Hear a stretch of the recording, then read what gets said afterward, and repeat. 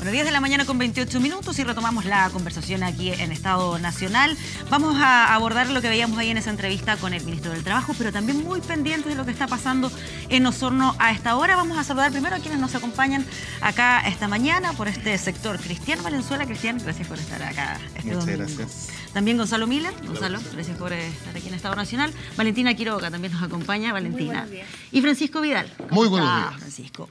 Partamos analizando lo que veíamos ahí en la entrevista del ministro del Trabajo, lo que tiene que ver con esta discusión que se está dando en el Congreso con las pensiones. Yo creo que son varios los puntos ahí que van a generar debate. Uno sobre este ente o consejo administrador de seguros sociales, si acaso es el modo más adecuado o termina siendo muy complejo, más engorroso el sistema con este ente. Hay una doble comisión y si se debe o no excluir a las AFP. ¿Cómo ven ustedes lo que vimos ahí en esa entrevista del ministro? A ver, el tema es complejo, entonces tratemos de hacerlo lo más simple posible. Yo creo que políticamente el triunfo nuestro de la oposición es haberle doblado la mano a la derecha y al gobierno en una consigna que, acuerda que la dijo por primera vez la ministra Alejandra Krauss, que le valió un reto además de Rodrigo Valdés, su ministro de Hacienda en ese minuto. Ni un peso más para las AFP. Hay otro sector nuestro que dice no más AFP. Pero a lo menos logramos ni un peso más para la AFP. Y cuando uno dice ni un peso más para la AFP, estamos hablando del 40% adicional. Porque hoy día la AFP nos administran el 10%, este es un 4% más. Entonces ese es un logro político de primer nivel porque trasunta un tema más ideológico, entendiendo al 4% a través de un consejo público como un sistema propiamente de seguridad social. Lo segundo es que el gobierno, razonablemente, lo que ha hecho es adecuarse a la correlación de fuerza.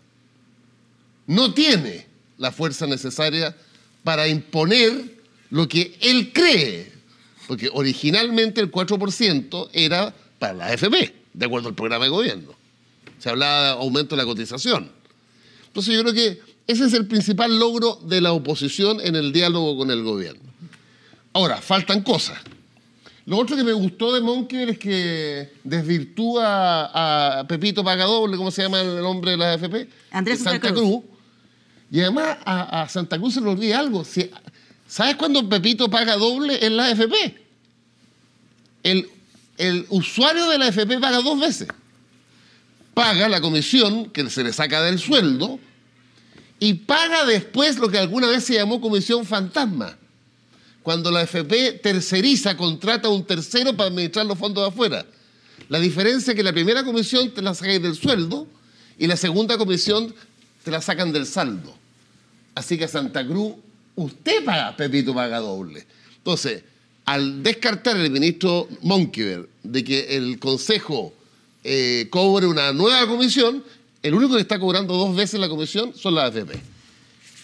No sé, bueno, yo creo que primero hay una buena noticia, lo verdaderamente importante. Es un proyecto de reforma que avanza en el Congreso y que va camino a pagar mejores pensiones el 1 de enero de 2020. Eso yo creo que es por lejos el hito más importante. Ahora, cuando dice Pancho Vidal, habla de la oposición, la oposición es mucha gente. Digamos la verdad. Estamos de acuerdo. Los cambios que se ha implementado el gobierno, los cambios a los cuales se ha abierto el gobierno para incorporar, los pidió la democracia cristiana. No el PPD, no el Partido Socialista. O sea, si usted fue y habló con Fuachai para que lo ayudara, está bien, hable de nosotros. Pero si no, si usted votó en contra de la idea de legislar y votó a favor ahora, se abrió, me parece que no, el PPD de hecho no se abrió solo un diputado del Partido Socialista a votar a favor, es porque la reforma va tomando sentido. Y yo lo que recojo de lo que dijo el ministro es un punto importante. La flexibilidad necesaria para avanzar en un proyecto que obedece a una urgencia social. Dice, porque al final le preguntaba con razón Rodrigo Álvarez, que pareciera que la política le pone atención a las cosas menos relevantes. Le pone atención a lo que no tiene impacto finalmente en la mejora de pensiones. Meses debatiendo sobre el ente público, que ahora tiene otro nombre, ¿cierto? Se llama CAS, este Centro Administrador de los Seguros Sociales. CAS. No sí. Cast. Se pone nervioso cuando escucha la palabra. No, nervioso. Se pone nervioso Pancho Vidal. Pero bueno, este CAS, ¿no es cierto? Finalmente, Pancho, hay que reconocer una cosa, porque parecía que tú dices, hay una frontera ideológica. un gobierno de izquierda, como el de la nueva mayoría, y un gobierno de centro-derecha, como el actual, finalmente abordaron una demanda social, una necesidad de mejores pensiones, y lo hicieron muy parecido, fíjese. Lo hicieron muy parecido. Con herramientas, con tonos distintos, pero muy parecidos. O sea, ¿ustedes están de acuerdo con desde el principio? ¿Eso es lo que sale en el programa? No, lo ¿La que estoy creación de un diciendo, consejo público? lo que estoy diciendo que es, a diferencia, el gobierno que tenía mayorías, el de ustedes, Sí. propuso algo que es muy parecido a lo que estamos obteniendo hoy día, que es producto de una negociación. Ahora, si tú me dices, ¿el CAS o este ente público va a tener un mayor impacto en pensiones? No. Va a dejar feliz a las personas como tú, que lo único que quieren es que no haya un peso más para la AFP.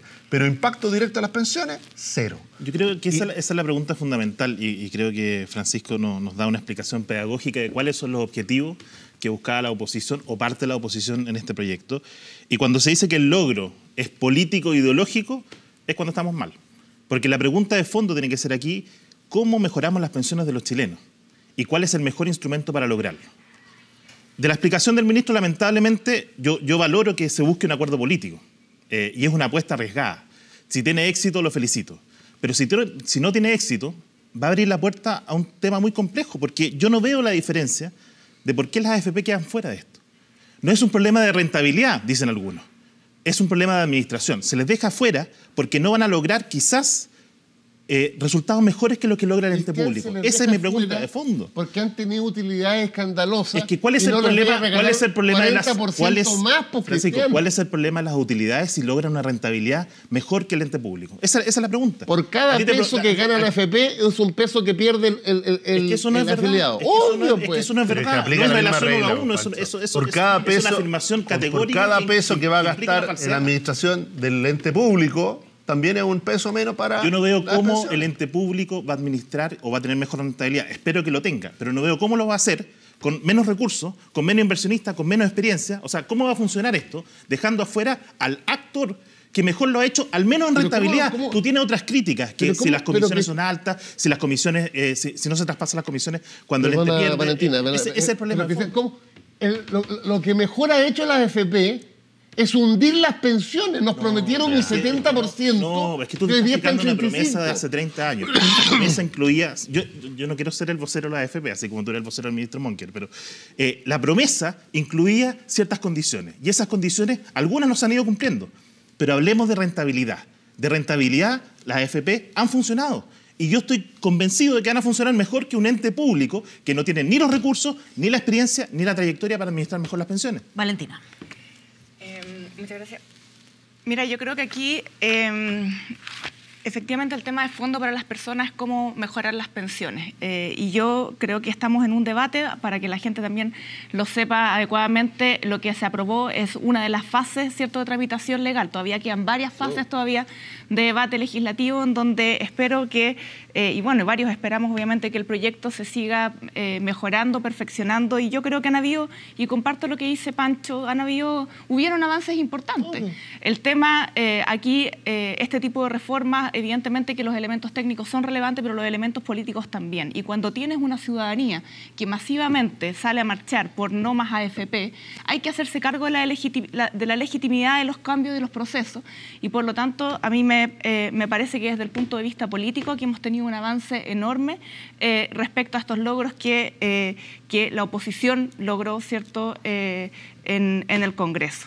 Dicho lo anterior, yo creo que es importante también que la gente sepa que la manera en la que mejoran las pensiones, se ha discutido, ¿cierto?, evidentemente que los temas de los parámetros, respecto, por ejemplo, a cuánto es la cantidad de cotización, son de los elementos relevantes. Y evidentemente aumentar las cotizaciones es algo que esperamos todos que impacte positivamente en el futuro. Pero hay un elemento que todavía falta por discutir, porque ese tipo de parámetros, que son muy importantes, van a beneficiar a las personas que van a empezar a jubilar quizás en 20 o en 30 años más. 40 años más. Efectivamente, yo creo que aquí lo que falta por seguir debatiendo es cómo se mejora, ¿cierto?, el sistema de solidaridad, que es algo que también se ha levantado desde la oposición, para poder beneficiar a las personas que hoy día se están jubilando, y no solamente las que hoy día se están jubilando, sino que las que se van a seguir jubilando por los próximos 20 años. Y eso yo creo que todavía hay espacio, y entiendo que había manifestaciones, eso sí, de posibilidades positiva de poder acoger algunos de esos elementos para mejorar las pensiones. Respecto al tema de la rentabilidad, yo creo, y quiero reforzar algo también que decía Pancho acá, aquí yo creo que no hay que ser ingenuos respecto al efecto de las utilidades de las AFP. Las AFP han tenido utilidades que efectivamente son impresionantes, son escandalosas. Y hay estudios de universidades serias, por ejemplo la Universidad Católica, ¿cierto? Un paper que muestra que si es que las utilidades se redujeran hacia niveles razonables, las tasas de reemplazo se podrían aumentar entre un 3 y un 4%, ¿cierto? Por lo bajo. Por lo tanto, las utilidades en esto son importantes. No hay que confundir, eso sí, las utilidades con los costos de administración. Las utilidades son por sobre los costos de administración, ¿cierto? Son las ganancias que se sacan por sobre eso y, por lo tanto, meter en la misma discusión los costos de administración que un ente público pudiese tener versus las utilidades de la AFP, parece que son dos temas totalmente distintos. Pati, quiero un dato nomás. Durante los 90 y parte de los 2000, las AFP obtuvieron utilidades sobre capital al año del 25%. En términos comparativos, un negocio es rentable entre el 6 y el 7. Imagínate, 3 veces. O sea, ganaron plata de estajo. Y Cristian, mira, quiero que me entendáis en buena onda. Siempre en buena onda. Si tú administras algo a mí, pero además me cobras legítimamente una ganancia tuya, y Gonzalo me administra a mí, pero no tiene ganancia, salvo los costos, es evidente que yo voy a estar mejor con Gonzalo, que no me cobra tu legítima utilidad. No, es que la diferencia, Francisco, y esto es importante, yo no soy economista, como Valentín es economista. Yo no soy economista. Entonces, ingeniera civil industrial. Si tú me pasas la plata a mí, va a ser un desastre. Y probablemente no vas a tener rentabilidad, vas a tener mucha pérdida. A Gonzalo tampoco. Entonces, no es la comparación si yo te cobro o no te cobro, es quién está mejor capacitado para hacerlo. Entonces tú me dices que un ente público está más capacitado. Si al ente público le voy a, y lo dijo el ministro en una entrevista, le voy a dar menos plata para pagar la comisión, ¿qué capacidad va a tener ese ente de licitar? ¿Quiénes van a llegar a la licitación? El tema de la AFP, discutamos el tema de la comisión, discutamos el tema si corresponde la comisión en épocas de ganancia o en épocas de pérdida. Eso es una discusión que corresponde. Discutamos también las expectativas que se generan, porque eso fue errado. Nadie dice que el sistema es perfecto, pero en la administración de fondos, en la rentabilidad de esa administración de fondos, hay personas que saben y hay personas que no saben. Les vamos a pagar a través de un ente público a personas que no saben. Yo no estoy de acuerdo en eso. Yo creo que eso es negativo. Yo creo que eso es perjudicial para las pensiones del país. Bueno, no saber los que... interrumpamos un poco este tema ¿Allá porque buenos son o no? es precisamente la pregunta que nos estamos haciendo. Se supone que a las 8 de la Porque mañana la empresa engañaba hasta el presidente de la República. Se cumplía a las 8 de la mañana el plazo para que estuviese totalmente restablecido el suministro en la ciudad. ¿Habrá ocurrido eso? Preguntémoselo al intendente de Los Lagos, Harry Jürgensen, con quien estamos en contacto a esta hora. Intendente, ¿me escucha? ¿Cómo está? Muy buenos días. Te escucho perfectamente bien, muchas gracias, muy buenos días. Intendente, lo primero... Efectivamente, frente a la pregunta, hoy tenemos agua en toda la ciudad. Ya, está en buenas condiciones, esa agua está llegando de manera constante, hay baja presión. ¿Qué es lo que ocurre puntualmente con ese restablecimiento del suministro? El agua está llegando constante, naturalmente la presión está aumentando gradualmente y lo mismo produce algunos pequeños problemas de roturas en matrices, en cañería, pero que se está resolviendo. Pero no tenemos noticias negativas respecto al cumplimiento de que hoy se inició el abastecimiento normal y continuo de toda la ciudad de Osorno. Sí. Intendente, el día miércoles había dicho algo parecido, que se iba a restablecer absolutamente el suministro. Vimos lo que pasó después, eso no se produjo. ¿Cómo pueden tener certeza los habitantes de Osorno de que esta vez, ahora sí, el agua volvió y va a estar así de manera permanente y no va a haber un nuevo corte? Frente a la emergencia, nosotros actuamos inmediatamente en 3 áreas. En primer lugar, prohibir el funcionamiento de la planta que estaba contaminada con hidrocarburos. Eso se hizo a nivel de salud. Por eso estuvo aquí la subsecretaria de Salud. Por eso estuvo aquí también el subsecretario del Ministerio de las Públicas. A continuación, se actuó directamente sobre el río, sobre lo que significaba contaminación ambiental, que naturalmente había que verlo. Y en tercer lugar, era la superintendencia que tenía que estar revisando naturalmente la cantidad de agua que se producía. Esa prohibición de funcionamiento de la planta Caipulli ocurrió hasta que se comprobó con fiscalizaciones continuas de la autoridad sanitaria de que el agua que estaba produciendo era de calidad potable. Cuando vino el presidente de la República, vino justamente en el momento en que se decreta la autorización de nuevo de funcionamiento de esa planta. Eso es lo que ocurrió en ese momento. La cantidad de agua que se iba a proveer era un problema que estaba todavía no 100% determinado, pero especialmente porque la empresa sanitaria no nos había informado que estaba justamente en el proceso anterior a la filtración, que nos preocupó primero, estaba actuando solamente con la mitad de su potencia, de su capacidad productiva, que es el afloco de cantación. Ese fue un problema adicional que no había conocimiento. Pero nosotros tomamos el mando de esta situación aquí en la región y en Osorno en especial en forma inmediata, trasladando todos nuestros recursos, no solo regionales, sino que también hay apoyo en fiscalización de salud de las regiones vecinas que nos cooperaron también en esto.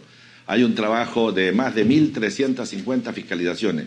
Era importante darle agua a la gente, era importante actuar primero en la contingencia, actuar primero con qué tipo de ventanas y suministro de agua íbamos a tener y dónde, porque la mitad de la población de Osorno no tuvo ventanas. Entonces había que aplicar también un sistema alternativo de suministro a través de 140 camiones de aljibe, 300 estanques. Eso fue todo un proceso de los primeros días que está actuando hasta el día de hoy. Sí, estamos con nuestros panelistas acá en Estado Nacional. Valentina Quiroga le quiere hacer una pregunta, Intendente. Intendente, muy buenos días. Quería consultarle cuál es el nivel de monitoreo. Muy buenos días. ¿Cuál es el nivel de monitoreo técnico que están teniendo respecto a la calidad de agua que está siendo hoy día suministrada a la población? Porque lo que yo entiendo de alguna manera que aquí los sistemas, ¿cierto?, que los filtros que acá se ensuciaron, el sistema de canalización, además de agua, son a través de sistemas de concreto, por ejemplo, que son materiales porosos y por lo tanto la contaminación podría incluso no solamente haber sido reducida solo a los sistemas de filtro, sino que también a los sistemas de canalización. Así que, ¿cuál es el nivel hoy día de resguardo y seguridad que tienen respecto a la calidad de agua que hoy día se está entregando a la ciudad? Tenemos todo el nivel de resguardo. Aquí se actúa con una fiscalización permanente, monitoreando el agua no solo de entrada en la planta productiva, de salida, y también en distintos muestreos que se hacen en la ciudad. El agua es potable, tiene turbiedad, puede tener algunos problemas, pero es potable. Ahora, nosotros directamente con el propio Ministro de Obras Públicas participamos mirando en el laboratorio mismo todos los análisis que se estaban haciendo en determinado minuto antes que llegue el Presidente de la República, que precisamente determinó que no había ni un tipo de traza, ni 0,001, digamos, de hidrocarburos. Por lo tanto, nos daba la plena seguridad que el agua es potable. Y de hecho, la hemos estado consumiendo ya en días de ventana, ahora último, y no hemos tenido ningún tipo de problema. El agua, lo que más nos preocupamos era que el agua no dañe la salud de las personas. Lo que más nos preocupamos después es tener agua, aunque no sea suficiente, en las distintas poblaciones. Esa era nuestra preocupación inicial. Y ahí no escatimamos recursos humanos, ni regionales, ni de otras regiones que también nos cooperaron para poder cumplir con ambos objetivos. Sí, Intendente. Cristian Valenzuela también le quiere hacer una consulta. Sí, Intendente, bueno, primero que todo yo quiero felicitarlo por el manejo de la emergencia, más allá del detalle comunicacional, de las responsabilidades que corresponden de la empresa. Yo creo que al menos el gobierno regional, los subsecretarios estuvieron en terrenos del primer día resolviendo la emergencia plena. Ahora, el problema de fondo, porque seguramente en su descripción de cargo al inicio de su gestión no salía en el punto 4 que se iba a cortar el agua en Osorno o en otra ciudad grande de su región. Pero, ¿qué viene después de esto? Porque mañana, después de que se resuelva el tema del agua, Osorno no va a estar en el centro del debate. Vamos a volver a los temas de Santiago, los problemas regionales. Pero, ¿qué va a pasar en la región? ¿Qué rol cree que tiene que cumplir usted para poder hacer efectiva la responsabilidad de la empresa, si corresponde, cómo mantener la presión, cómo mantener el contacto con Santiago para que efectivamente esto no vuelva a ocurrir y que este tipo de emergencias que ocurren en Osorno, que pueden ocurrir en otras ciudades del país, no se vuelvan a repetir. Porque claramente, al menos los indicios muestran que hubo negligencia, que hubo falta de comunicación, que hubo irresponsabilidad por parte de los actores privados que están involucrados en este tema. Muchas gracias, Cristian, por las felicitaciones. Son pocos los que felicitan en este tipo de actividades cuando uno le toca a enfrentar este tipo de emergencias. Efectivamente, no lo tenía en el punto 4, pero yo sé, porque nací aquí en esta ciudad, yo sé que estoy en una región de muchas emergencias.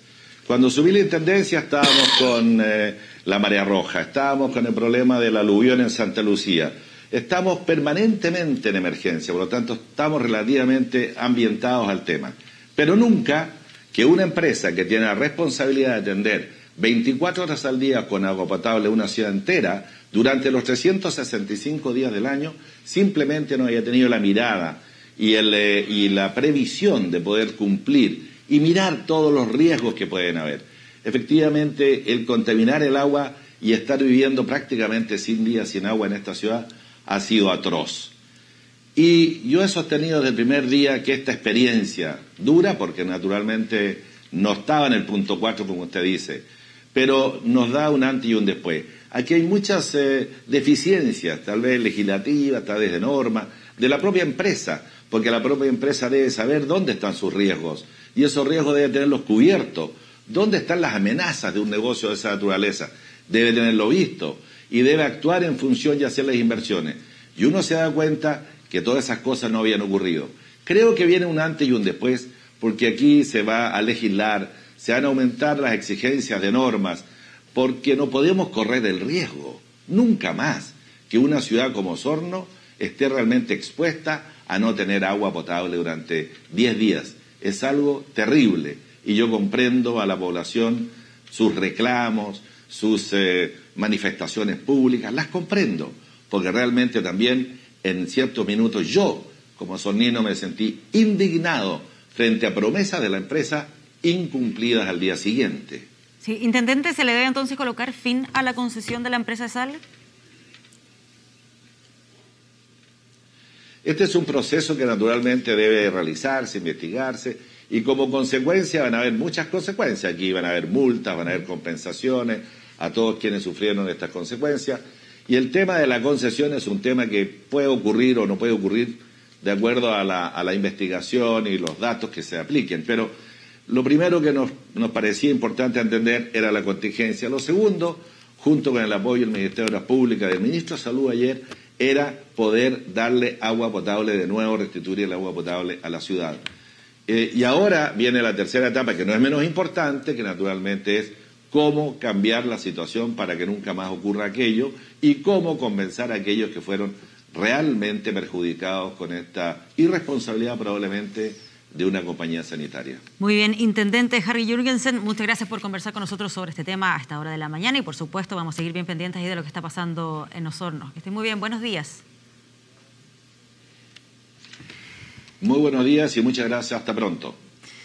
Bueno, quedémonos con uno de esos puntos que estaba ahí mencionando, lo que tiene que ver con el tema de la concesión. ¿Sí? Gonzalo, hay que recordar que a partir de estos acuerdos que se han logrado en el Congreso, más allá del ente, lo concreto es que el 1 de enero, o sea, en 5 meses más, 1.600.000 personas, que son los que conforman el pilar solidario creado por Bachelet en 2008, de los cuales 600.000 son pensión solidaria y 1.000.000 son aporte previsional solidario. Toda esa gente va a recibir un 10% real. Era lo que había quedado pendiente de Pepe. Pero la idea también es que aprovechemos a hablar del agua. Sí, yo creo que Osorno merece que nos detengamos un momento en lo que pasó, no solo en la emergencia.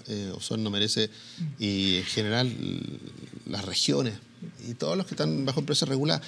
Hay un punto que me llama mucho la atención en la empresa. ¿Ah?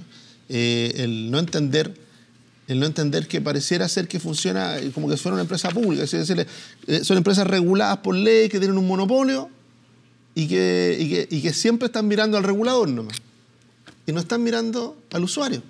No están mirando finalmente, no entiende Sal que al final la legitimidad social de su rentabilidad y de su rol como empresa, la legitimidad social está asociada al buen servicio. No está asociada solamente el cumplir la ley, es el desde. ¿Ah? Es el desde, tiene que cumplir la ley, sin duda que tiene que cumplir la ley. De hecho, las compensaciones que hoy día promueve y vocea ESAL son compensaciones que están reguladas por la ley. O sea, que aquí no es un gesto de la empresa. Están compensadas, esas compensaciones están establecidas en la ley. Entonces, decirle, ¿en qué momento las empresas reguladas, sobre todo, empiezan a entender de que su relación tiene que ver con el usuario, con el ciudadano, no con el regulador? ¿Y por qué hago ese punto? Porque cuando lo entiendan, se va a acabar también un defecto que hay en muchas de estas empresas, cuando uno mira a sus directorios, cuando uno mira quienes las dirigen, que tienden a ser ex-reguladores. Cuando las empresas monopólicas, ¿no es cierto?, sean en materia de energía, sean en materia de agua, funcionan bajo la lógica de una empresa estatal que le tiene que responder a la autoridad solamente. No, empresa, usted tiene que responderle, aunque sea monopólica, aunque no tenga una competencia directa, a quien le tiene que responder es al ciudadano. ¿Ah? A ese ciudadano que en el fondo al cual usted le está proveyendo el servicio. Y si entendieran eso, problemas como el de Osorno, sin ni siquiera un cambio legal. Porque está bien lo que dice Cristian, aquí debería morir una discusión en términos de las inversiones necesarias, cómo le subimos el marco regulatorio, cómo hacemos de las sanciones realmente más dolorosas para la empresa, pero de verdad, si una empresa como esta quiere seguir operando, tiene que entender dónde está puesta su legitimidad social. Por eso que la duda que está planteada es si acaso se debe o no abordar el tema de colocarle un fin a la concesión. Solo para dar un dato, son 85 los procesos sancionatorios que ha tenido que enfrentar esta empresa, un total de 3.500 millones de pesos, y lo que decía el ministro Fontaine, que caducar esta concesión sería una opción compleja. La experiencia solo nos deja, a mí por lo menos, dos lecciones. Una, la inmediata. Esa empresa tiene que ser caducada, la concesión. Pues hay un proceso.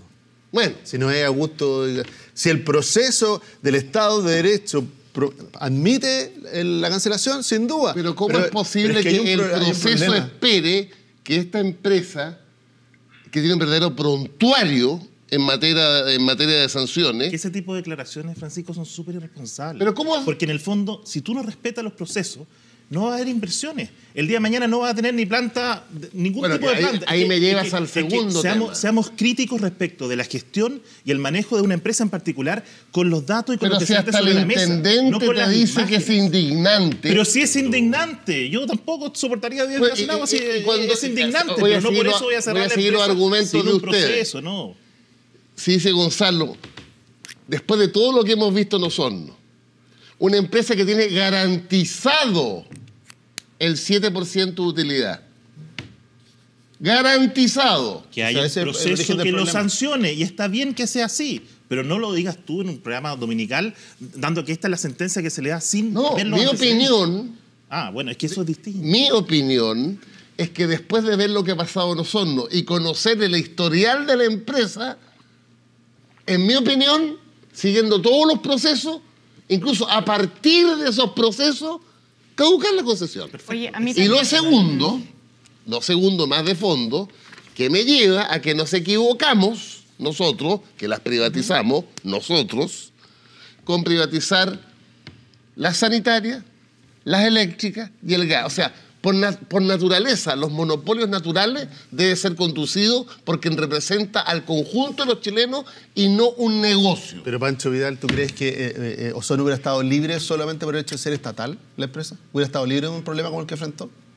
No, de falta de inversión, de falta de regulación, y volvemos de mala regulación. Volvemos al tema de la AFP, lo mismo. No, porque volvemos a un tema que es maniqueo, que al final es como que si fuera estatal, nunca hubiera existido este problema, que no tiene contrafactual.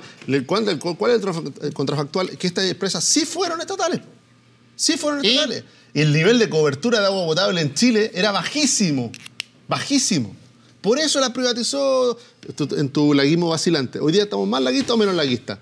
Porque las privatizó Frey y Lagos. Frey y Lagos privatizaron las sanitarias. Bueno, y las privatizaron en modelos distintos. Esta ESAL está privatizada por Eduardo Frey en materia de propiedad.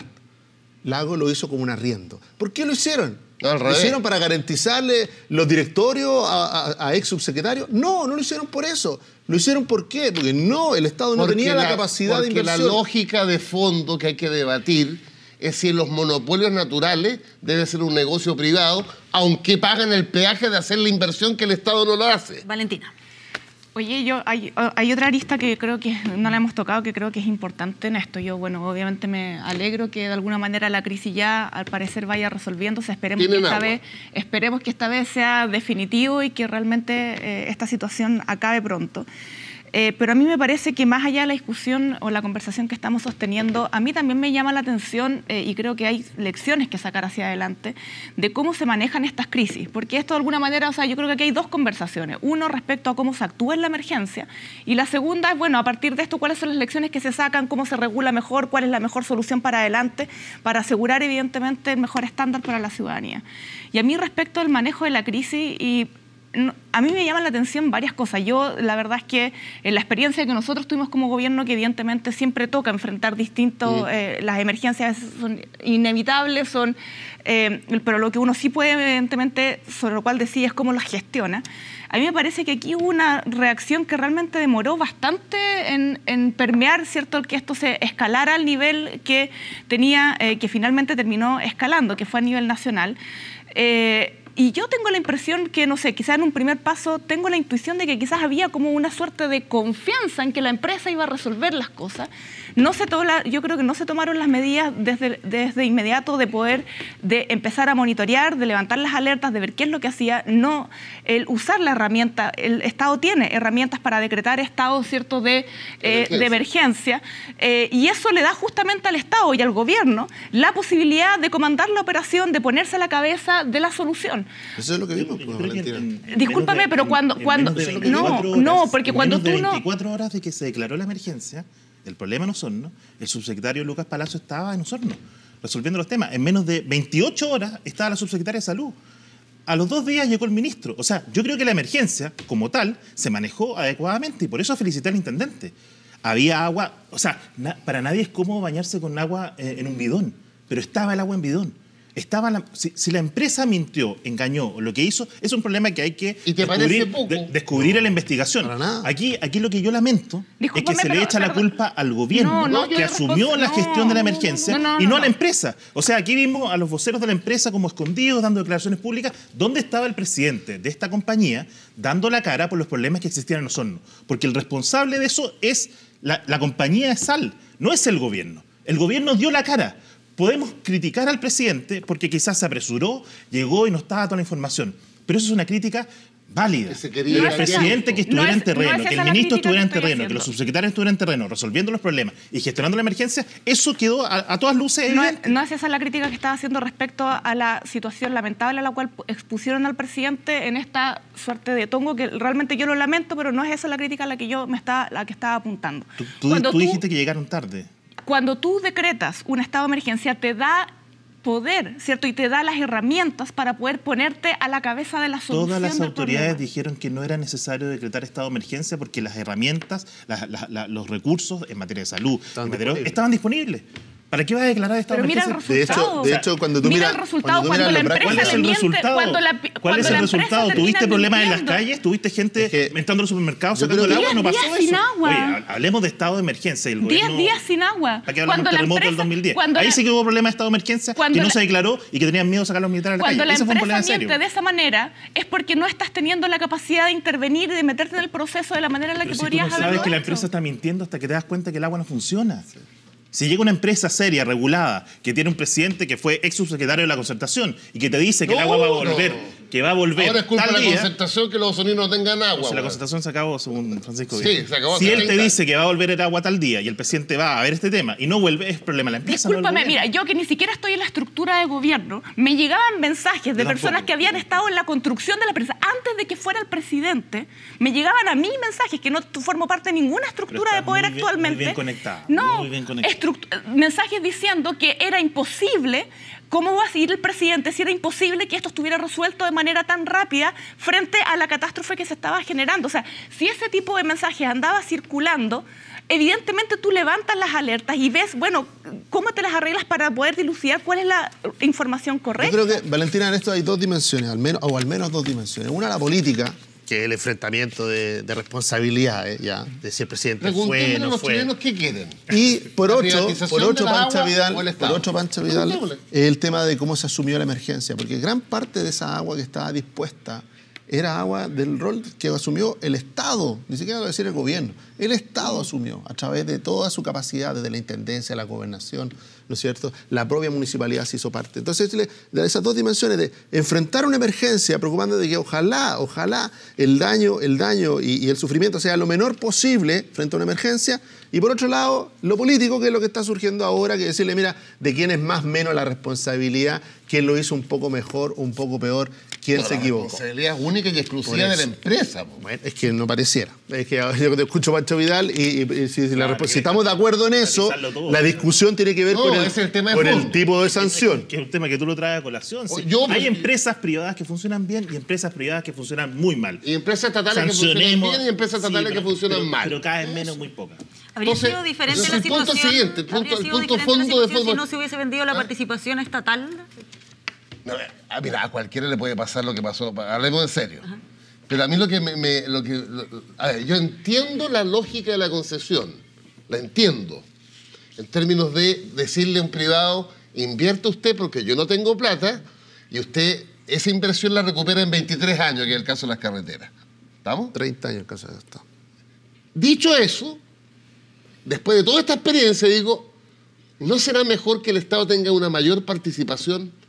Porque, siguiendo a Gonzalo, cuando el compadre tiene el negocio asegurado, voy a seguir la lógica, y lo que le importa es tener amarrado al ex regulador, le da lo mismo si los niños se duchan o no, pues.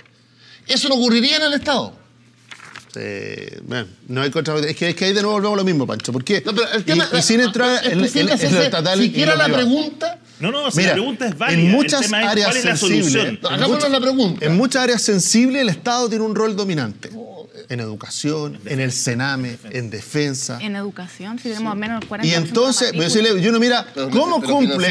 ¿cómo cumple el Estado el rol en áreas como el Sename, en educación y en otras? Perfecto. Entonces, por eso que no es tan simple como decirle, mira, si esto fuera estatal, estaría arreglado. No ¿Por qué? Eso. Porque si fuera estatal, la discusión sería, ¿qué diría el encargado del ente estatal del agua? Pero se va el gerente en el acto. No tuvieron los recursos para hacer las inversiones necesarias. Y resulta que para efectos prácticos los sonidos estarían sin agua igual. No existieron, se priorizó, la política priorizó. ¿Cuál es el rol de la política, Pancho Vidal? Escúchame un minuto. Bien, hombre. Pero escúchame un minuto. Estatal. Escúchame un minuto. ¿Cuál es el rol de la política?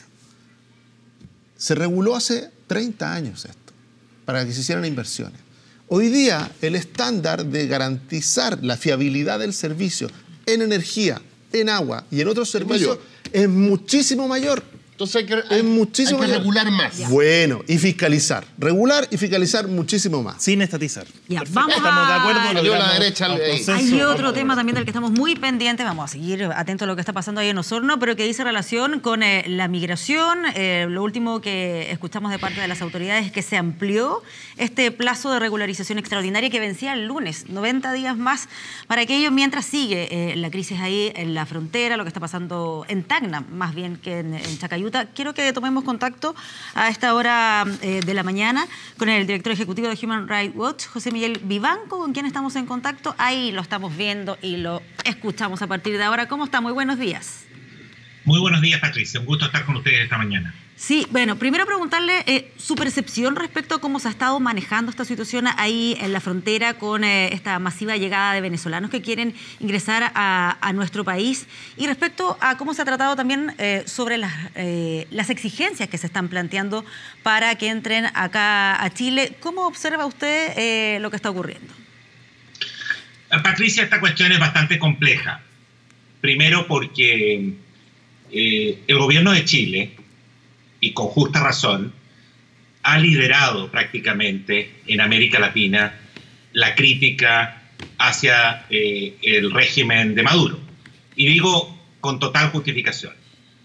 Las violaciones son masivas, los problemas de orden público son reales, la emergencia humanitaria realmente es, yo diría, catastrófica, con índices de crecimiento significativo en la mortalidad materna, mortalidad infantil, el crecimiento de enfermedades como difteria, sarampión, tuberculosis, malaria, en fin, el sistema de salud ha colapsado. Y no solo entonces los venezolanos huyen por la represión política, también huyen por la catástrofe humanitaria. Entonces, creo que al contar con un gobierno que reconoce esta situación a nivel internacional, la situación que padecen los venezolanos, lo lógico es que el gobierno facilite el ingreso de venezolanos que huyen precisamente por estas circunstancias al país.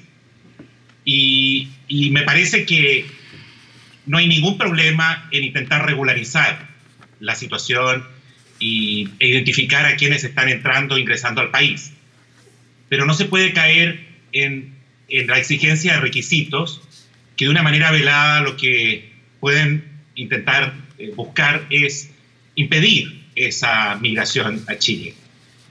Recordemos que la legislación chilena es muy amplia en este sentido, en cuanto al momento de calificar o definir quiénes califican como refugiados. No solo es el perseguido político, también es, de acuerdo a la legislación chilena, aquellos que huyen por masivas de un cuadro, de un régimen donde hay masivas violaciones a los derechos humanos o hay circunstancias que afectan gravemente al orden público, y esas circunstancias existen en Venezuela. José Miguel.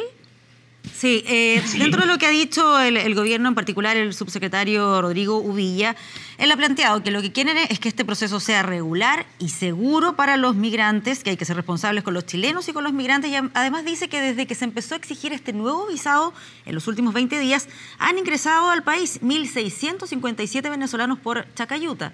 ¿Qué le parece esa explicación que entrega el gobierno? Yo no tengo ninguna objeción a una política de ese tipo. Todo país tiene, cualquier Estado tiene el derecho y la obligación de controlar sus fronteras, ¿no? No vivimos en un mundo de fronteras abiertas. Si cualquiera de nosotros viaja mañana a España o a cualquier lugar en Europa, en los Estados Unidos, en Canadá, le van a preguntar cuál es el propósito del viaje y por cuánto tiempo se va a quedar. De tal modo que la regularización de fronteras, ingresos, es perfectamente compatible con el derecho internacional actualmente en vigencia. Pero lo importante es que en la práctica eso no se traduzca en una especie de,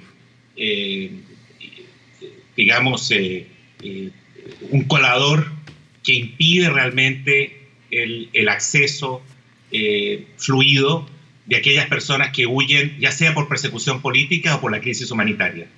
Sí, José Miguel, Gonzalo Miller le quiere hacer una consulta. Hola, José Miguel. Yo creo que... Hola, Gonzalo. Segunda vez que conversamos el tema de Venezuela, ¿cierto? Ya comenzamos antes del informe, ahora estamos conversando después del informe de la alta comisionada, que validó en gran parte ese diagnóstico. Ese diagnóstico. Nómbrala. ¿Ah? La puedo nombrar, no tengo problema. Yo traumas no tengo. Ya, no, pero Pancho Vidal. nómbrala nomás. Entonces, la alta comisionada Bachelet, que le caen unos pesitos, parece que a mi compadre Vidal cada vez que uno la nombra, Claro. yo les puedo decir, lo que les puedo decir es que provocó y validó mucho del trabajo que había hecho organizaciones como la que tú comandas en Venezuela, pero también validó gran parte de las decisiones que había tomado en materia migratoria y especialmente con Venezuela el gobierno de Chile. ¿Por qué lo digo? Porque cuando se estableció el orden en materia migratoria, es decir, de que no llegaran personas que venían de turistas con carpeta amarilla en la noche, ¿no es cierto?, sin ninguna regulación, que finalmente quedaban dando vuelta, que permitió delito incluso de trata de personas en nuestro país, lo que obviamente nos debiera haber llenado de vergüenza. Se estableció una visa especial para los venezolanos. Se criticó mucho esa visa por parte de la oposición. ¿Por qué? Porque se dijo que discriminaba. Hoy día no se escuchan esas críticas y se entiende, después del informe, después del trabajo, después de vocerías como la que tú has hecho, se entiende por qué se justifica esa visa especial que tienen los venezolanos, un fast track distinto al del resto de los países para ingresar. Pero también cuando te escuchaba, tú hablaste de que este problema, el de Venezuela, está generando una tensión migratoria a nivel continental. Porque nosotros obviamente que estamos mirando nuestra frontera. Pero resulta que le está pasando lo mismo a Perú, que ya tiene 700.000 venezolanos, le está pasando lo mismo a Ecuador, le está pasando lo mismo a Colombia, que tiene más de 1.200.000 venezolanos ya en su territorio, y con por lo que ocurre en la dictadura venezolana, pareciera que eso solo va a empeorar y no va a mejorar, al menos en el corto plazo. Entonces, ¿de qué manera podemos coexistir estas dos lógicas de mantener orden en materia migratoria? Algo que lo refleja una frase de Álvaro Belolio, que es el director de extranjería, dijo: el RUT, que cada persona que entre a Chile tenga un RUT, le garantiza el acceso a todos los derechos, lo protege. Sí. Y por lo tanto, es muy importante que exista ese orden en materia migratoria. Gonzalo, yo no estoy en desacuerdo en relación con ese planteamiento, desde luego. Acá de lo que se trata es que los venezolanos que ingresan puedan lograr fácilmente un permiso de trabajo, puedan lograr que sus hijos vayan al colegio y acceso al sistema de salud. Yo te diría que esas son las principales y básicas necesidades que deben ser cubiertas por cualquier política migratoria humanitaria. Lo de la cuestión regional me consta y lo sé. Acabo de estar la semana pasada en Ecuador con el presidente Lenín Moreno, el presidente actual de Ecuador, examinando en parte esta situación también. Ecuador tiene el doble de las cifras, o más, yo diría triple de las cifras de venezolanos que están en Chile. Y todos los países en la región están enfrentando un problema similar. Yo creo que sería muy importante lograr una respuesta colectiva de los principales países de la región que están recibiendo venezolanos, y tener unas políticas uniformes, colectivas, unas políticas transparentes, públicas, para facilitar y ordenar y organizar mejor el éxodo masivo de venezolanos, que va a continuar en la medida que continúe la dictadura de Maduro. Sí, en ese mismo sentido, José Miguel, ¿cuál es el camino a seguir? Siempre se habla, no solamente con lo que está pasando acá, sino también en Europa, el que los países se pongan de acuerdo y se establezca un sistema de cuotas. ¿Es eso factible? Es factible en la medida en que sí se respete la decisión voluntaria de los venezolanos. Es decir, si una familia de venezolanos quiere llegar o tiene el deseo de instalarse en Argentina, por ejemplo, porque tiene familia en Argentina, ya tiene familia en Argentina, hay que privilegiar ese tipo de opciones. Uno no puede cerrar fronteras. Lo que hay que hacer en una situación tan delicada y extrema como esta, que insisto, donde ya hay más de 4 millones de venezolanos, pero esta situación no se termina ahora. La situación es realmente calamitosa. Y en general les advierto que la respuesta de América Latina ha sido muy superior a la respuesta que ha habido con los refugiados sirios en Europa. América Latina se ha portado, yo diría, a la altura de las circunstancias, con dificultades. Ha habido reacciones xenófobas y hasta racistas, proteccionistas, en fin, ocasionalmente, pero acá lo que hace falta es fortalecer las políticas, unificar criterios. Por ejemplo, que un profesor de matemáticas venezolano pueda ejercer o convalidar sus títulos con criterios similares en Perú, Argentina o Chile.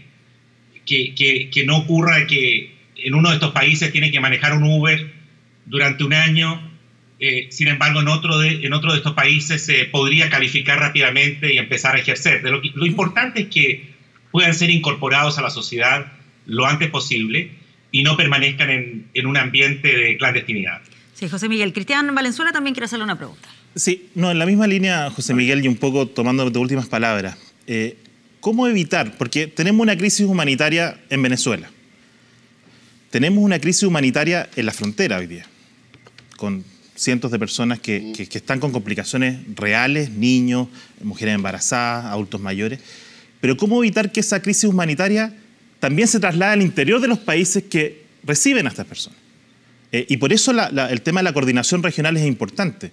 Tú dices, claro, no hemos recibido tantos venezolanos como Ecuador o como Perú, pero proporcionalmente respecto a nuestra población, el aumento es sideral.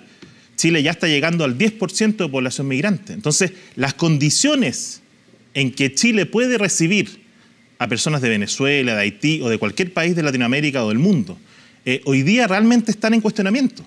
Yo no sé si tú conoces, probablemente sí, el fenómeno de las camas calientes, donde ya no solo no hay habitaciones, no solo están colapsados los CITES y los campamentos, el aumento de familias en campamentos se ha duplicado o triplicado en Chile, y el 50% de la población es población migrante. Pero el tema de las camas calientes, que tienen que esperar que desocupen una cámara para poder ocuparla en la noche. Hay abusos por parte de empleadores, abusos por parte de estas organizaciones de tráfico. Entonces, el problema humanitario que se está generando también en los países, y además es lógico, si nosotros pasamos de una población migrante de 2-3% a un 10% en muy pocos años. Entonces, yo entiendo el tema de, y tú defiendes bien el tema de la regularización y de que hayan normas claras y no requisitos demasiado exigentes para poder ingresar.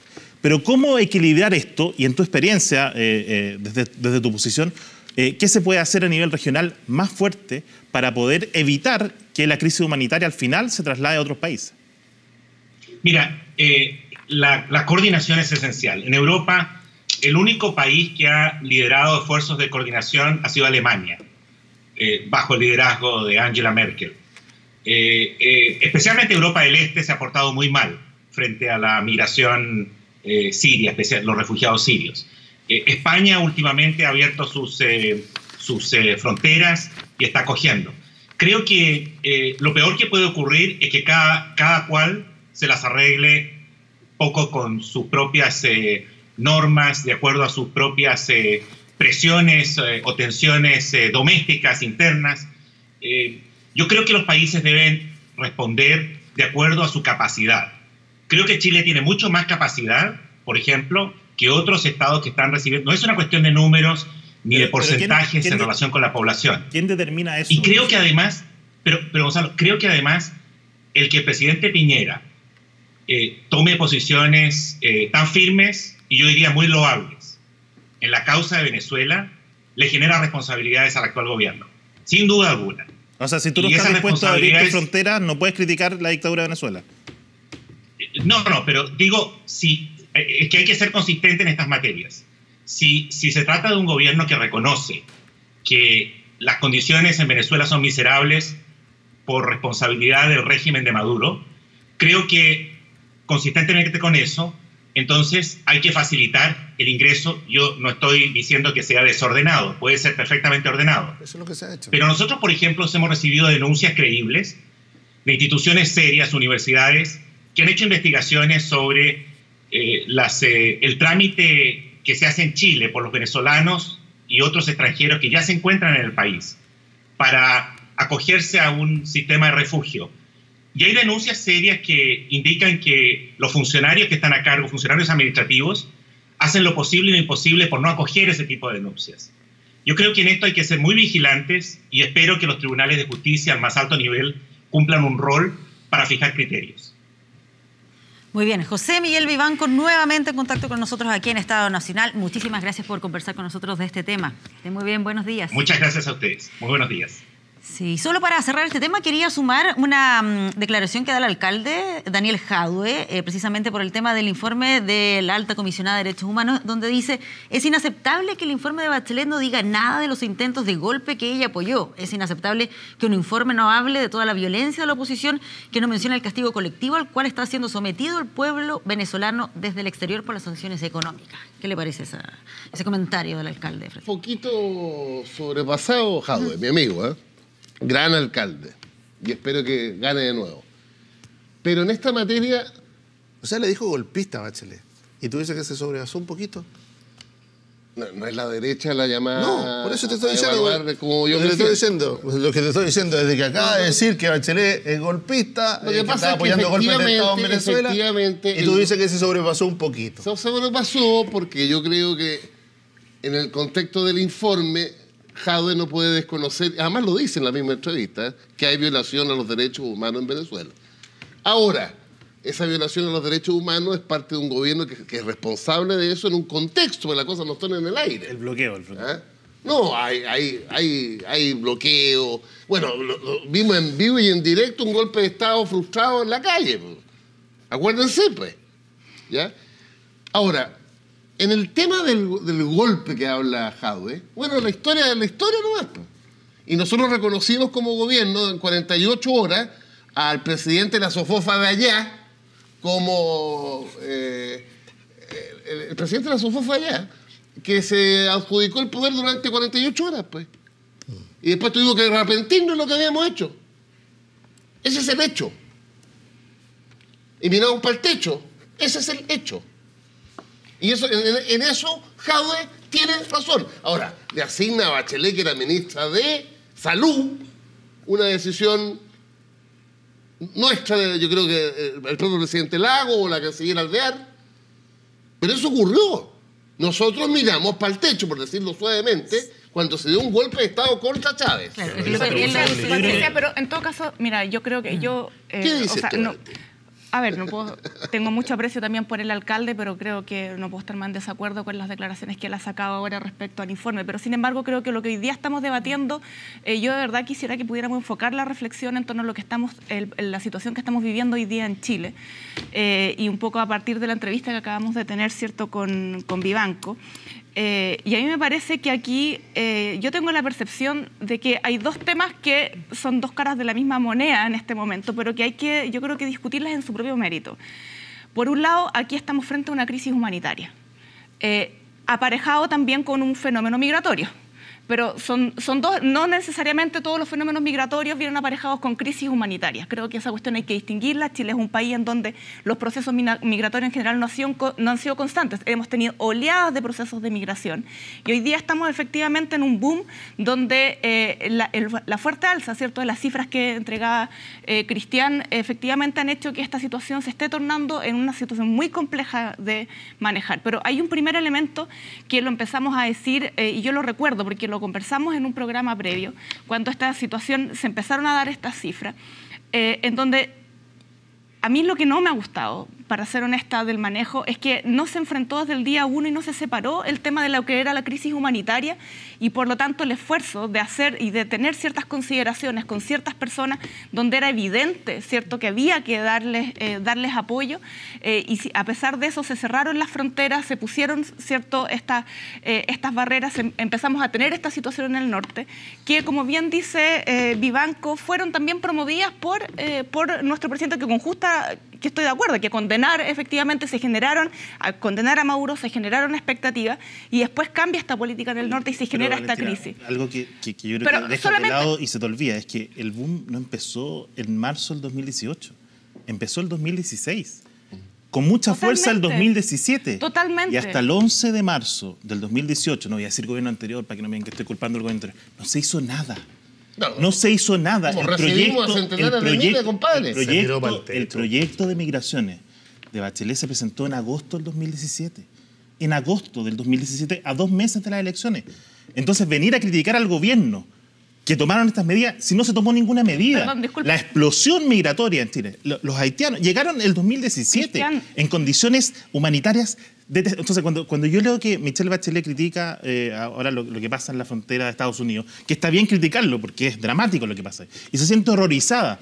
No se siente horrorizada viendo que hay gente que está hacinada en campamentos y en poblaciones hoy en Santiago. No en Las Condes, no en Providencia, en la comuna de Santiago, en la comuna de Independencia, en la comuna de Conchalí. Ahí están hacinadas las personas. Ahí hay que horrorizarse. Y había que horrorizarse cuando era presidenta, no cuando es alto comisionado de las Naciones Unidas. No entiendo. Mira, no voy a entrar acá. Es que tienes que entrar porque tú no puedes limpiarte la imagen de que como gobierno tomaron medidas y no lo hicieron. No lo hicieron, nada, cero. Discúlpame, aquí hubo medidas, los temas migratorios no son solamente temas de materia de ley. Estoy de acuerdo, aquí hay un debate pendiente que como país no hemos podido enfrentar de actualizar esa normativa. Pero aquí no solamente hay temas de leyes, también hay temas de programas y de actuaciones que se hicieron. ¿Qué se hizo? ¿Qué se hizo para evitar, por ejemplo, el tráfico de migrantes haitianos en aviones a Chile? Porque no era una noticia falsa, era verdad. Cristian, a mí lo que me preocupa es que estamos hoy día teniendo una crisis. Ayer tuvimos en el reportaje de la revista, en la revista El Sábado, la historia de esta chica, ¿cierto?, Delaney, la situación que vivió, cuál fue la circunstancia en la cual perdió a su hijo.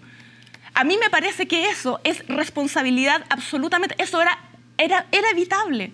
Era evitable. Las denuncias que hemos estado escuchando, que Vivanco acaba de plantear, respecto a que la normativa la vigente en Chile para que las personas puedan tener la categoría de refugiado no ha sido aplicada adecuadamente, son normativas que eventualmente pudieron quizás haber tenido un desenlace totalmente distinto para el caso de esta chica.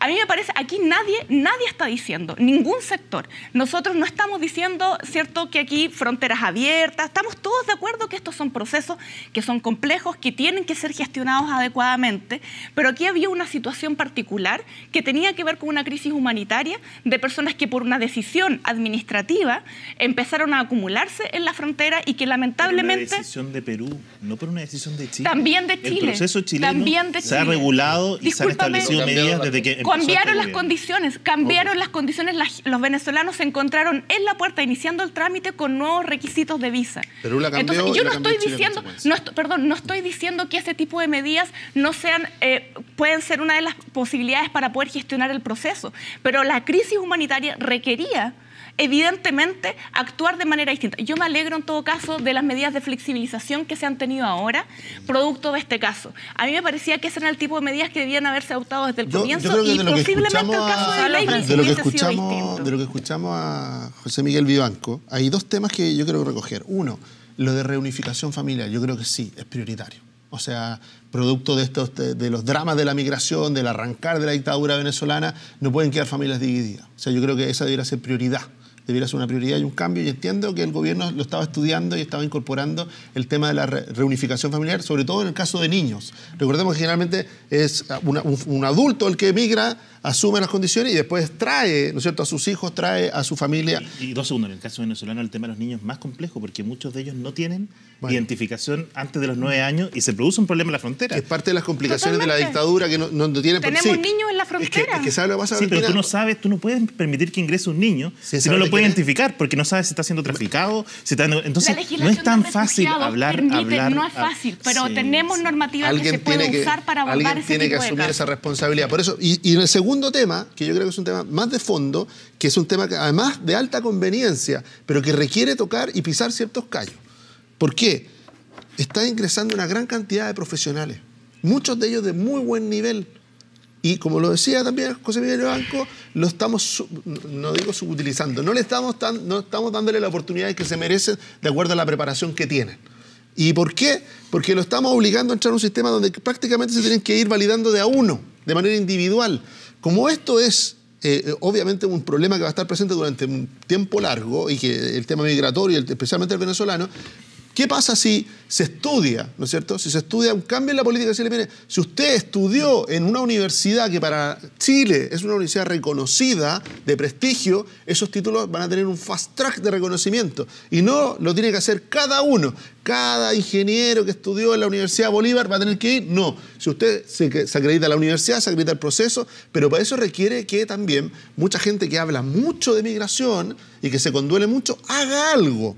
Por ejemplo, la Universidad de Chile, que es la que tiene el rol dominante en esta materia. Francisco Villa. Yo creo que tenemos que sincerarnos y hacer un diálogo nacional sobre el tema de la migración. Ya leí en la mañana algunos economistas que dicen que la inmigración es fantástica, aumenta la productividad. Puede ser, con evidencia. ¿Sí? Rafael Delguá, el que dijo eso. Pero yo lo miro desde otro lado. Entendiendo la razón humanitaria, creo que lo dije el domingo pasado, cada vez que yo veo a un extranjero en Chile trabajando legítimamente, pienso a quién reemplazó en Chile. Y yo creo que ese es un tema que va a ser creciente. Bueno, por eso es lo importante de crecer y generar oportunidades. No, para que no estés pensando en quién reemplazó, sino que este es un país capaz de ofrecerle oportunidades a los chilenos que nacieron aquí eso y a aquellos sería, que han elegido Chile como su eso sería domicilio. correcto si tuviéramos lo que se llama pleno empleo en nuestro mundo, que es del 4 o 5%. Sí, y por eso hay que poner prioridad en el tenemos empleo. 7,1. Pero hay que poner prioridad en el empleo, estar dispuesto a O flexibilizar. sea, hay gente, no sé si a ustedes les dicen, a mí me han dicho... También te generan ciertos problemas y se generan muchos mitos. Y el problema de los mitos es que los mitos, cuando se repiten sostenidamente, se convierten en realidad. Entonces, es distinto verlo desde Las Condes, desde Providencia, desde Los Barnechea o Vitacura, cuando los inmigrantes son los que trabajan, son los que te llevan en el Uber, los que te llevan comida, los que te atienden en un restaurante. Fantástico. Pero es distinto verlo en la realidad. A la gente en los consultorios. Les cambió. Y para bien, si nadie critica eso. Pero es una realidad que está cambiando. Y ellos que ya están deprimidos en su atención de salud, o deprimidos en su atención de educación, o en las pensiones ni hablar, o en el tema de trabajo, ven eso y creen y se sienten amenazados por eso. Porque es una realidad que viven día a día. Entonces hay que mirar esto, no desde esta cúpula, desde arriba, sino que ver la realidad que viven los chilenos hoy, en las calles, en los consultorios, en los municipios, porque hay que hacerse cargo antes de que sea muy tarde para reaccionar y que la xenofobia, el racismo aumenten de manera insuperable. Ese es el problema. Ahora yo en esto, perdón, yo en esto estoy de acuerdo de alguna manera con la conversación que aquí estamos teniendo, en el sentido que es importante gestionar adecuadamente el proceso. Esto no se trata, ¿cierto?, de que se levantan fronteras y que esto requiere gestión, genera temores en las personas. Es distinto, por ejemplo, además, cuando se hacen esfuerzos para evitar que toda la población migrante se concentre en ciertas comunas, que es lo que hemos estado teniendo, ¿cierto? Porque esto además no se distribuye heterogéneamente a lo largo de Chile.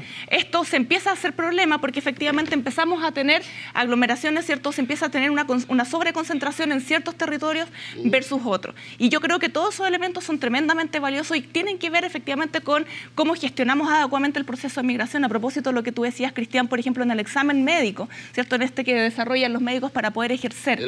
Hoy día tenemos del orden de 10.000 ¿cierto?, profesionales postulando, 4.200 de ellos venezolanos. Y uno dice, bueno, evidentemente esto puede transformarse en una gran oportunidad. Puede ser un problema si es que no se gestiona, pero puede transformarse en una gran oportunidad. El único caso, quizá, por eso no mencioné el de los médicos, porque es un mal ejemplo. ¿Por qué?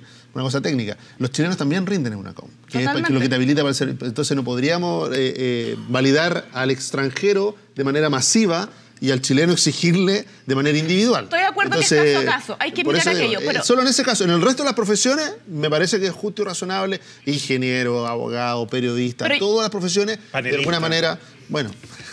Pero a lo que me refiero es que esto puede efectivamente transformarse en una oportunidad para Chile si es que lo gestionamos adecuadamente. Ahora, a mí me parece, y por eso que yo quería distinguir esa conversación de lo que es el manejo de la crisis humanitaria, que es lo que yo creo que hoy día, o sea, sobre toda esta conversación, yo creo que los derechos humanos primero. Y a mí me parece que en eso debiésemos tener acuerdo y que todas estas consideraciones debiésemos hacerla con celeridad. Por eso es así, que las señales también son importantes, Valentín. Entonces, si tienes también violación de derechos humanos, porque que 20 personas viven en una cama, también es una violación del derecho humano. Entonces, si tienes un problema humanitario que se está gestando, aumentando, consolidando en Chile, es adentro también. Entonces, si tú en la frontera dices, vamos a flexibilizar Chile, va a llegar más gente, porque el desastre en Venezuela es dramático. Y va a llegar más gente con la expectativa de que todo está bien. Y que la economía puede resistir a todo. De que la salud, que tenemos excelentes consultorios. Bien, y no es pero así. Nosotros Entonces, mismos hemos es hecho una olla de presión que se está aumentando. Y ya Chile ha dado una muestra de apertura en esto. Y por eso hemos crecido tanto como hemos crecido en los últimos años. Pero también hay que ver el tema de la capacidad y de la posibilidad de hacerlo bien. Yo estoy de acuerdo, pero te aseguro que en cualquier caso, las condiciones en la frontera de personas durmiendo en carpa, sin servicios higiénicos, yo estoy seguro que una persona, porque vivía en Arica, una persona de noche en Tacna está en mejores condiciones que en un Cité. Yo vi hoy día en la mañana con 40 personas asesinadas. Estoy seguro que está mejor. Lamentablemente. Yo creo que hay un avance. No estoy diciendo que lo de Tacna es bueno. Quiero dejarlo súper claro. Yo creo que hay un avance en la conversación que estamos teniendo que es importante respecto, por ejemplo, a lo que se debatió durante la pasada elección presidencial. Yo creo que así como hay un avance civilizatorio en muchas materias, Pancho Vidal, el que la centroizquierda entienda que el tema de la migración no es blanco y negro y que el orden migratorio en que avanzó este gobierno de manera administrativa, recordemos que una de las cosas más impresentables, todavía 2 años, todavía no hay ley. Y todavía la ley está atrapada ahí y la oposición no deja que avance. Pero bueno, yo creo que hemos avanzado en términos de entender de que la migración, la única manera de garantizar los derechos humanos, de garantizar los derechos de los migrantes, es teniendo un orden.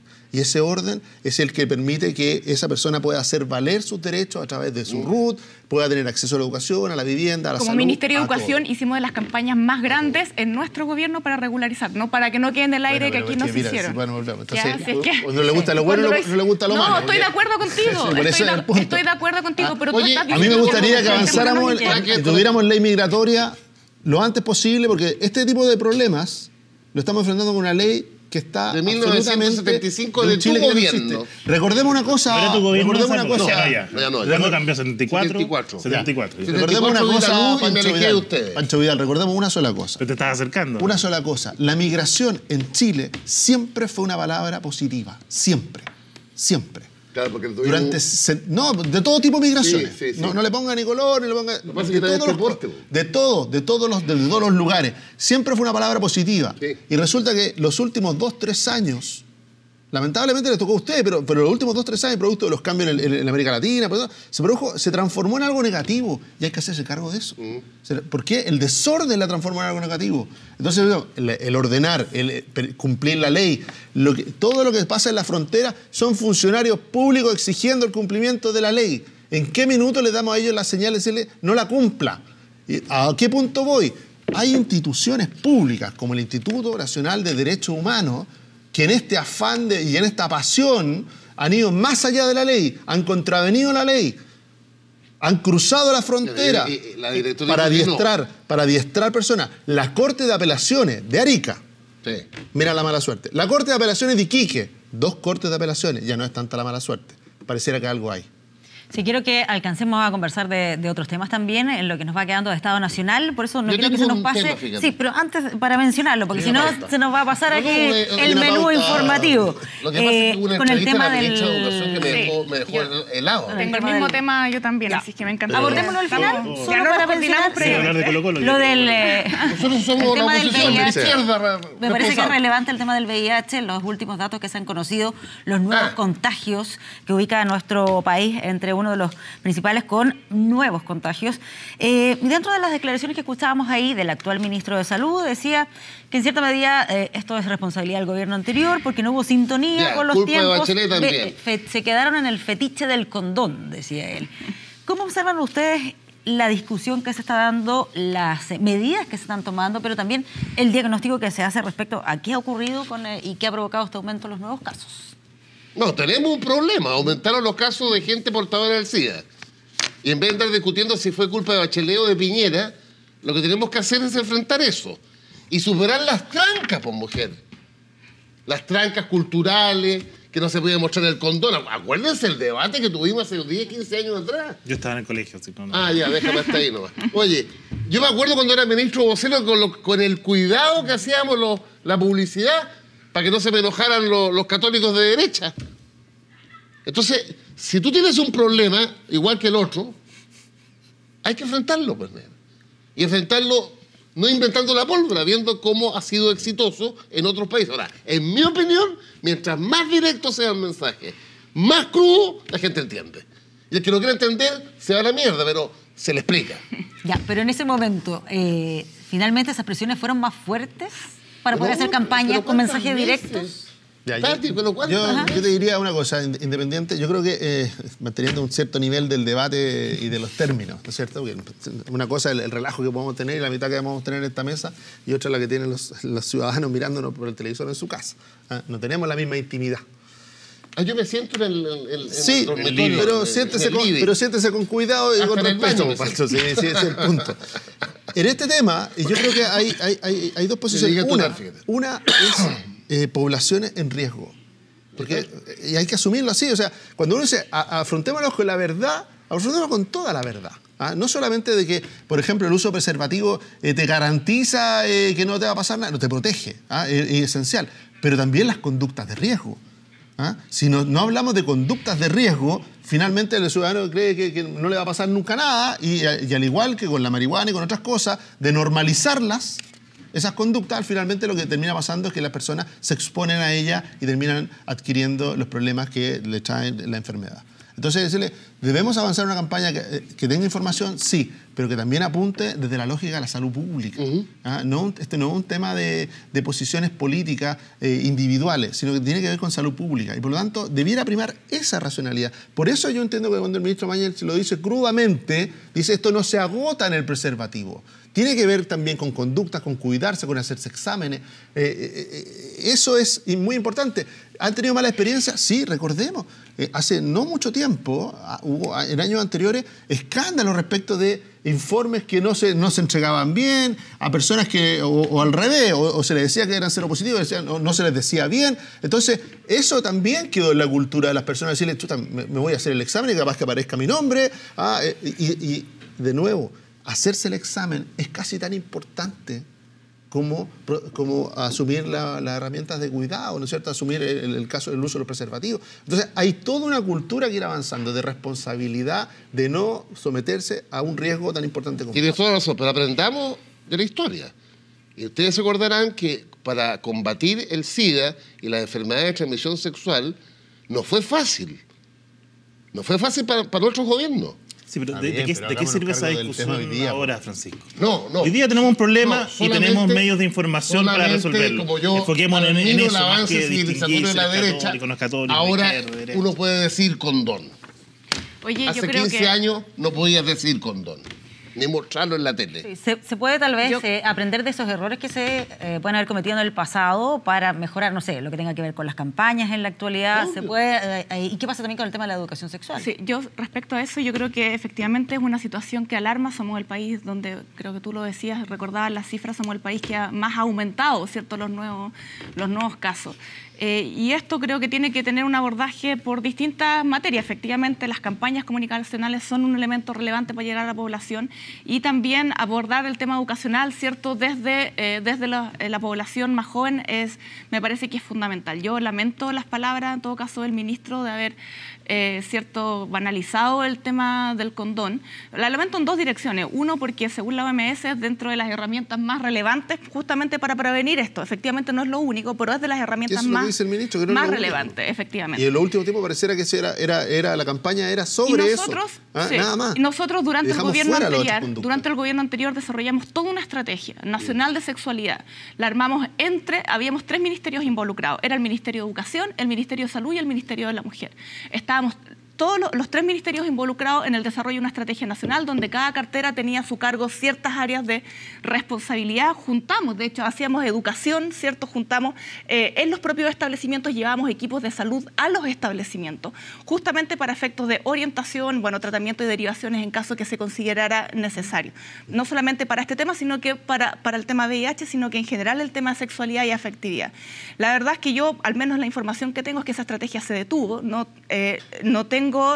tengo claro cuáles fueron las razones, quizás hubo un proceso de evaluación, quizás hay una estrategia distinta que cambió, pero yo creo que ese es el tipo de elementos o políticas que debiésemos estar hoy día debatiendo. Pero si los resultados de hoy día no son producto de las políticas tomadas en los últimos 6 meses, es lo que viene antes. Entonces, Sí, disculpa, si pero la evaluación fue negativa, entonces, No, porque hemos tenido un aumento. discúlpame. No sé si hay Esto una estoy hablando de evaluación, campañas pero- de nivel de colegio. Por lo tanto, estamos hablando no de una campaña solamente comunicacional, sino que estamos hablando de campaña a nivel de colegio justamente para hacer prevención futura.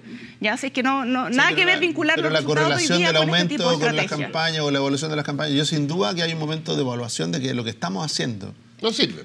es más importante que si lo hizo el gobierno anterior o no lo hizo el gobierno anterior. Si lo que estamos haciendo No es que no está sirva, es funcionando. insuficiente. No está funcionando. Tenemos un aumento. Y mucho de eso, creo yo, la intuición dice que tiene que ver con la cultura. ¿Ah? Es decir, como que ya pareciera que no existe la enfermedad. De hecho, bueno, ya no es una enfermedad mortal o con la misma mortalidad que tenía hace 20 años. Entonces, también se va produciendo un relajamiento respecto de que exponerse no pareciera tan complejo ni tan grave y resulta que sí lo es. Entonces decirle, bueno, volver a darle el punto de seriedad, por eso recibimos. Por eso yo devuelvo lo que dice el ministro Mañez, tiene razón. Sí, finalmente, Pero quedó un cada vez que oreja hablamos, de sí, que- me imagino. Ah, Pero de oreja muy delicada. Sí, por pero el eso. ministro también- Pero lo que me imagino que cuando el ministro Mañez hace el punto, y parece que estamos de acuerdo, no se puede agotar en el preservativo. Sí, pero el ministro todo el esfuerzo. caricaturizó y dijo que todo aquí el no se había esfuerzo. hecho nada más que aquello. Yo estoy diciendo que aquí en Chile se desarrolló hizo una mucho estrategia, más. se empezó a implementar y sería bueno que ese tipo de esfuerzo se fortaleciera y Pero siguiera sería bueno que se creciendo. evolucione la evaluación. Señora Eso sí suena conductora, bueno. ¿puedo Proponer un tema tema pauta pauta. y Sí, preocupación? ok. No, viene en serio. Apoyo la moción. Yo creo que la entrevista que leí a la Marcela Cubillo me dejó de verdad, porque ella sin duda que tiene una opinión mala sobre el sistema de admisión. Más que una opinión, Pancho. Tiene No, tiene una evidencia. opinión. Tiene evidencia. Bueno, pero que Una opinión. bueno, Hay una echamos la diferencia. discusión, tiene una evidencia del 80% que Tiene una resultó o evidencia. del 20% que no resultó. Lo que me sorprende a mí es que emana de ella, de esa entrevista, una especie de actitud para que no resulte lo que la ley establece que debe resultar.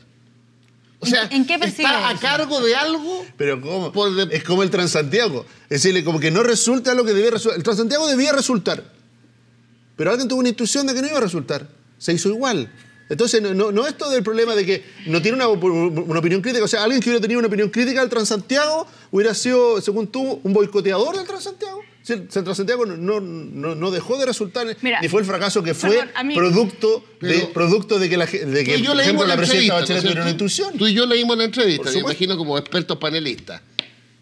¿Qué sensación te quedó a ti? Que ella releva la preocupación producto de que esta política pública no es que no se haya aplicado, se ha aplicado en muchas regiones. La ministra ha visitado esas regiones, ha levantado el testimonio y releva esos testimonios de ciudadanos que consideran que no se les afectó negativamente respecto de algo tan importante como el derecho a elegir el colegio. Oye, perdón, respecto lo que falta es que se aplique ahora en la región metropolitana. Ese es el tramo pendiente. Creo que ese es un elemento clave, Patricia, lo que tú pones, porque este no es el primer año de implementación de la ley. La ley ya lleva varios años implementándose con cifras que, según los estudios, son bastante... más que positivas, diría yo, respecto a cómo el sistema ha ido operando, cómo ha ido funcionando, sobre cuáles son las familias, ¿cierto?, que efectivamente quedan dentro de sus preferencias. Esto no significa desmerecer la experiencia, ¿cierto?, o la expectativa de las familias que efectivamente quedan afuera. Los estudios que se han desarrollado hasta el momento, que son del Centro de Estudios Públicos, del Centro de Investigación Avanzada de la Universidad de Chile y de los Centros de Investigación de la Universidad Católica, dan cuenta que el proceso ha ido avanzando positivamente, han levantado elementos que efectivamente hay que mejorar. Lamentablemente la discusión no ha estado sobre esos hallazgos, sino que ha estado sobre cuestiones totalmente distintas, pero que en general la evaluación ha sido positiva. De hecho, que se han ido cumpliendo parte de los objetivos, que es darle mayor preferencia a las familias para que elijan colegio y que se reduzca la segregación escolar. A mí me parece profundamente grave la entrevista que dio la ministra que apareció en los medios ayer, porque se ha dedicado, no solamente en lo que dice Francisco, no solamente la entrevista de ayer, desde el día 1 ha estado haciendo una contracampaña. Yo entiendo que haya discrepancias respecto a la opinión legítima, ¿cierto? Si es que le gusta o no le gusta el sistema. Evidentemente no le gusta. Pero aquí no hemos iniciado. El proceso está a puertas de iniciar. Y resulta que en vez de estar conformando las redes para que, al mismo tiempo quizás de estar discutiendo en el Congreso las leyes con las cuales quiera, las cosas que le gustaría... Mejorarla, claro. No, cambiar, no es mejorar, cambiar. Mejorarla, ¿no? No voy a entrar ahora en ese debate. En vez de estar haciendo... la campaña que ha hecho de recorrido a nivel nacional ha sido justamente para desinformar y atornillar al revés los hechos. La ministra... Mira, te voy a dar un ejemplo con la ministra, por ejemplo, dentro de los elementos que plantea ayer para decir que el sistema no va a funcionar, dice que las familias, ¿cierto?, van a... posiblemente puede haber un problema de implementación porque las familias podrían quedar en un domicilio, ¿cierto?, en un establecimiento cerca al domicilio donde ellas radican y no frente al lugar de trabajo que eventualmente podrían querer. Que resulta que no han tenido información de ir a los colegios.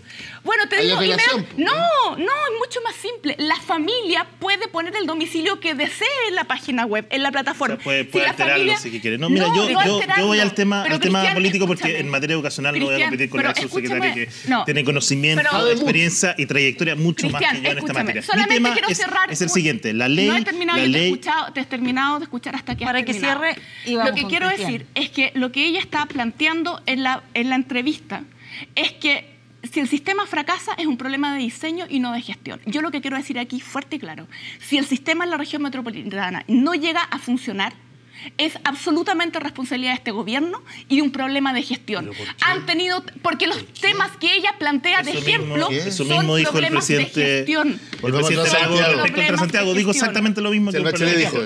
Aquí no hay un problema de gestión. Los ejemplos que ella pone son problemas de gestión. El Congreso aprobó una ley de inclusión y la ministra, como ministra, tiene la obligación de cumplirla. Si alguien tiene algún problema... Es todo lo que pido yo, que cumpla la ley. Si alguien tiene alguna crítica, cuestionamiento respecto al cumplimiento de la ley por parte de la ministra, que vaya al Congreso y la acuse constitucionalmente o la interpele.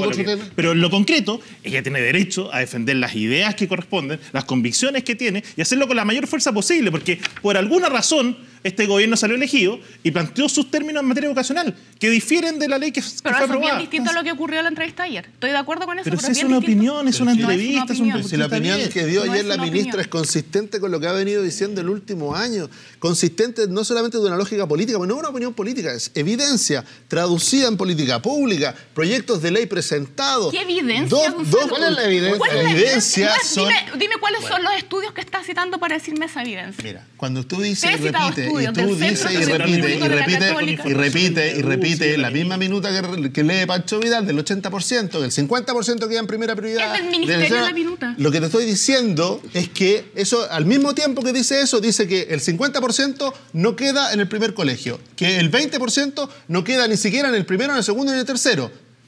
¿No hay que hacerse cargo de un 20% de la familia? Pero reconociendo que el 80%, No hay que hacerse un cargo de eso. quedó bien. Pero Pancho Vidal, no hay que hacerse cargo de eso porque aquí hay una diferencia. Tú dijiste hay un proyecto que mejora y tú dijiste ¿Cómo te no, haces cargo no de mejora. eso?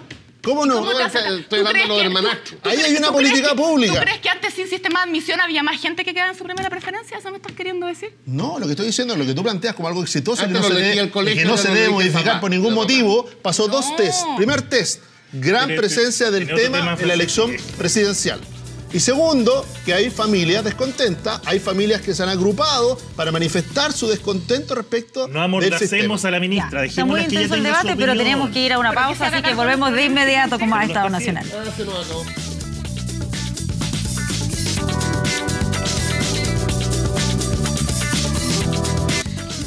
Oye, regresamos a Estado Nacional. El debate siguió igual de intenso en la pausa, pero ya estamos llegando al final y necesitamos proyectar qué es lo que se viene para esta semana, cuáles son los temas más relevantes. Francisco Vidal. Yo tengo 3 temas. Ya. Titulares. Yo creo que a raíz de que la derecha está objetando este monumento al MIR, se abre un debate de fondo, ojalá lo llevemos a fondo, sobre el tema de la violencia política en la historia de Chile. 1. 2. Cómo avanza la negociación del gobierno y nosotros en la Comisión de Hacienda de la Cámara en materia previsional. Nosotros, estamos Porque usando nosotros. el PPD se abstuvo. Estamos Ya están usando arriba ya. ya. Estamos Nosotros usando lo que nosotros. queremos es que el gobierno, y va a tener que hacerlo si quiere los votos en Hacienda y en el Senado, que al 4% del aporte patronal le agregue un poquito más los patrones para la solidaridad intergeneracional. Y tercero, una aspiración nuestra que demoró 30 años. Derogar la ley reservada del cobre está a punto de lograrse, entre otras cosas, por la buena gestión de Espina. Cristian Valenzuela. Solamente explico.